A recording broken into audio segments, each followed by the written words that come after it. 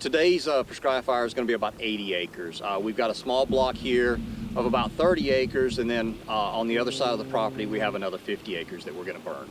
Just moments before this morning's prescribed burn, and Georgia Forestry Rangers double and triple check to make sure everything is just right. Yep, we're about ready to get started with our backing fire right on the back side of this piece right here in front of us. The wind is blowing the direction they need. Georgia Forestry requires the landowner to spark the first flames. If there was to be a wildfire in the vicinity, our guys could get called away. So that's the reason why a landowner has to be on site anytime that we're doing a burn. Even after the flames start burning, Georgia Forestry starts off slowly. We started out with a test fire to ensure that the winds were doing what were predicted, and now we're starting our backfire. The back burn offers protection for property bordering the burn site. We have an adjoining landowner, a separate landowner, and we want to make sure that the fire does not jump our fire break and get onto that landowner. Just as the name suggests, a prescribed burn offers a prescription for land management. This property we're looking at today, the landowner wanted to try to eliminate a lot of the scrub oaks, which means we wanted a hotter, drier condition, and that's what we have today.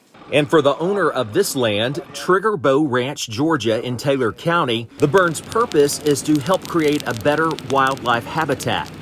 I believe in wildlife conservation, yet I am a hunter, but it's a respect for the animals and the game, and I'm providing great land management for them so that we can have a real healthy herd at my property, not only for the hunting season, but also for just sightings. To get to this burn day, Georgia Forestry Commission considered many factors in coming up with a plan. It's not just going out there and arbitrarily putting fire on the ground. There's science behind it. There's interactions of the weather and the fuels, the topography, when's the last time it rained, when's the next front coming in. All of that's taken into consideration when a burn is planned.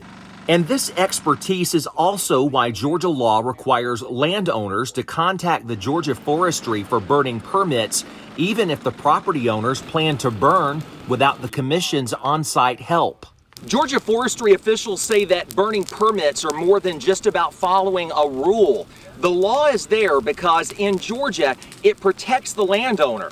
The one great thing is in Georgia, if you do everything right, Georgia has a gross negligence clause. We have a right to burn in the law. If you were to burn without a burn permit and your fire was to escape, then you would be, and we had to respond, you would be charged suppression cost. And that's a cost for every piece of equipment, every personnel. And you might notice, Georgia Forestry does not usually issue nighttime burning permits for acreage. We have to be really mindful for where our smoke is going to go, because it's not necessarily the fire that we're worried about now. We can control that, we understand that, but it's where our smoke is going to go and what it's going to impact. John Barber says he's thankful for the expertise of the Georgia Forestry Commission. I can't do it as good as these guys can. They're pros. I trust them, I respect them, and they become good partners in my land management program. On the farm, I'm Greg Loyd. TV got big. A buddy of mine worked for Osmos, and they had a production company. He had this show called Room to Improve, and I've heard of it. And they